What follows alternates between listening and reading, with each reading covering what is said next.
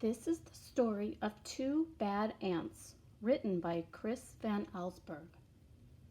I would like for you to pay attention while I read this story to the size of the ant compared to the world all around it.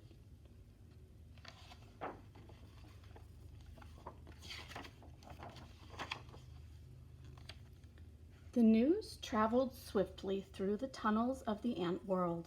A scout had returned with a remarkable discovery, a beautiful sparkling crystal.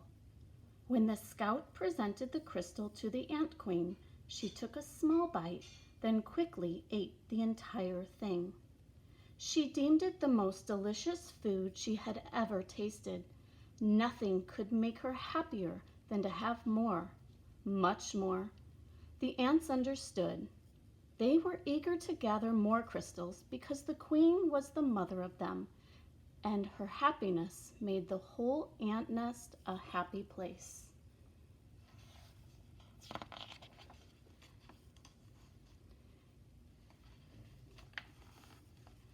It was late in the day when they departed. Long shadows stretched over the entrance to the ant kingdom. One by one, the insects climbed out, following the scout, who had made it clear. There were many crystals where the first had been found, but the journey was long and dangerous. They marched into the woods that surrounded their underground home. Dusk turned into twilight, twilight to night. The path they followed twisted and turned, every bend leading them deeper into the dark forest.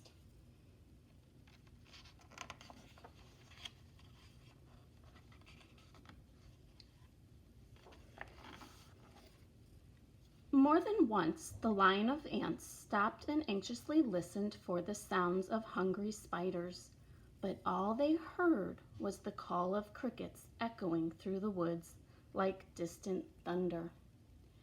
Dew formed on the leaves above. Without warning, huge cold drops fell on the marching ants. A firefly passed overhead that for an instant lit up the woods with a blinding flash of blue-green light.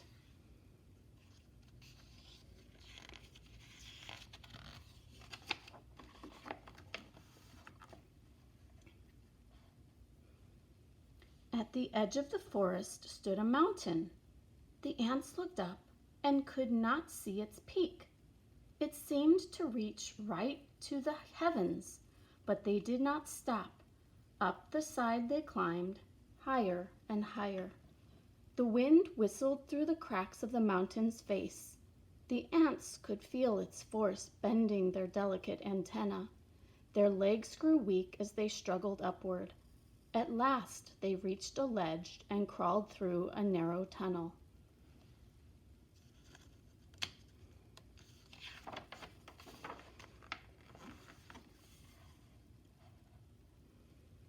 When the ants came out of the tunnel, they found themselves in a strange world. Smells they had known all their lives, smells of dirt and grass and rotting plants, had vanished. There was no more wind, and most puzzling of all, it seemed that the sky was gone. They crossed smooth, shiny surfaces, then followed the scout up a glassy, curved wall. They had reached their goal. From the top of the wall, they looked below to a sea of crystals. One by one, the ants climbed down into the sparkling treasure.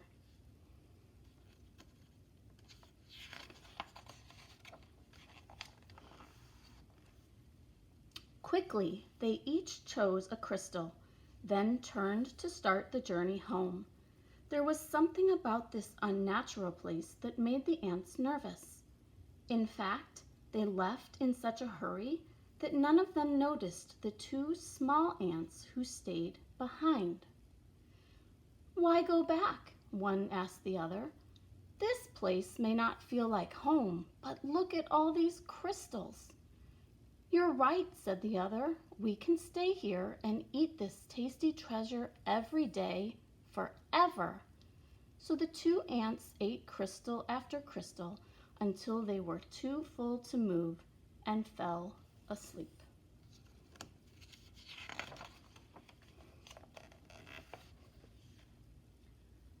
Daylight came. The sleeping ants were unaware of changes taking place in their newfound home. A giant silver scoop hovered above them, then plunged deep into the crystals. It shoveled up both ants and crystals and carried them high in the air. The ants were wide awake when the scoop turned, dropping them from a frightening height. They tumbled through the space in a shower of crystals and fell into a boiling brown lake.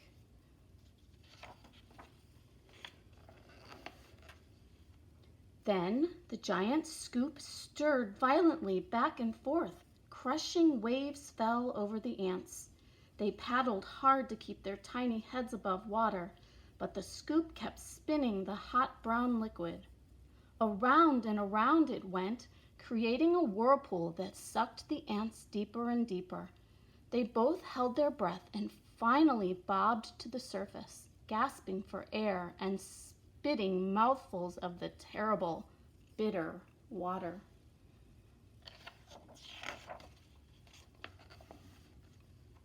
Then the lake tilted and began to empty into a cave.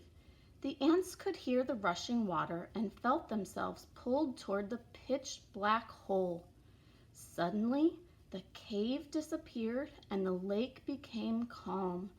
The ants swam to the shore and found that the lake had steep sides. They hurried down the walls that held back the lake. The frightened insects looked for a place to hide, worried that the giant scoop might shovel them up again. Close by, they found a huge round disc with holes that could nearly hide them.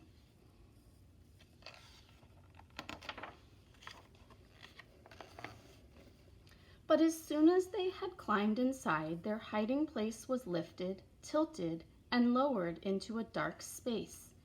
When the ants climbed out of the holes, they were surrounded by a strange red glow. It seemed to them that every second the temperature was rising. It soon became so unbearably hot that they thought they would soon be cooked. But suddenly the disc they were standing on rocked upward and the two hot ants went flying through the air.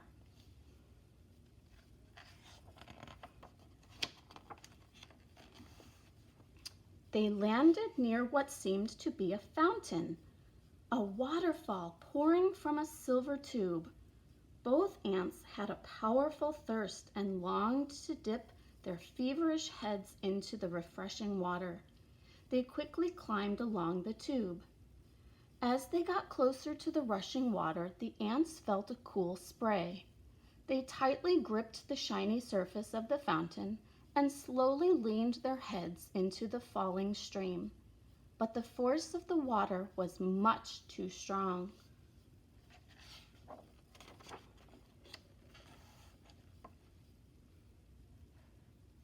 The tiny insects were pulled off the fountain and plunged down into a wet, dark chamber. They landed on half-eaten fruit and other soggy things. Suddenly, the air was filled with loud, frightening sounds. The chamber began to spin. The ants were caught in a whirling storm of shredded food and stringing rain. Then, just as quickly as it had started, the noise and the spinning stopped. Bruised and dizzy, the ants climbed out of the chamber.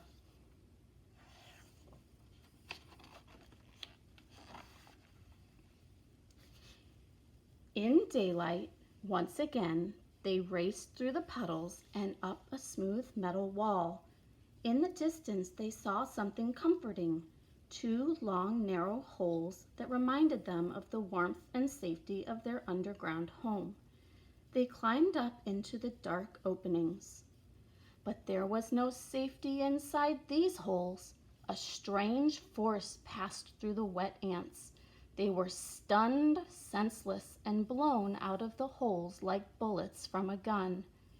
When they landed, the tiny insects were too exhausted to go on. They crawled into a dark corner and they fell fast asleep.